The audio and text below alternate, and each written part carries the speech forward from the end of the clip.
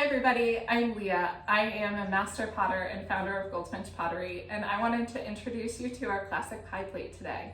So our classic pie plate is made of a stoneware clay, and it can go in the microwave, the dishwasher, and the oven, which is a great feature for ceramic dishes. So I often get asked, how high can my pie plate go in the oven?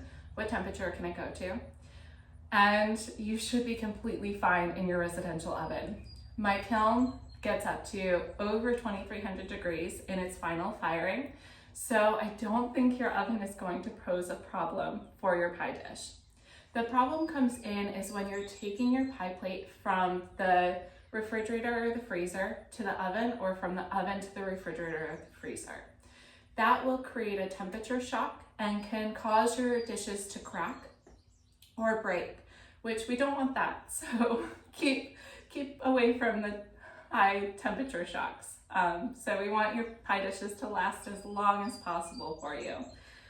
Something else that I love about our pie dishes is that they have the classic ruffle design, so that when you're making a crusted pie, you can use that ruffle to help create that classic look for your pie. A property of ceramic pie plates is that they are excellent for baking in. Because ceramic has the property where it slowly and evenly distributes heat, you're able to get that really nice golden crust for your pies, and then it also cooks your food in the pie thoroughly and evenly. Depending on your recipe, how long that takes, it's going to vary with your oven. So make sure you're following your recipe's instructions. But that is a property of ceramic ware, which is just something that's really cool about ceramic. And bakeware has been around for centuries. You can find bakeware in early civilizations, which it just gets really exciting. And pies actually have a really long history as well. So one of the first ever recorded pie recipes is actually from the ancient Romans. They would make a crusted rye, goat cheese, and honey pie. And that's the earliest recorded recipe of a pie, which is just really kind of cool. Pies can actually be traced even further into Egyptian cultures as well. They would make a honey and date pie that they would wrap in a different type of wheat. Pies were excellent for workers and for preserving food.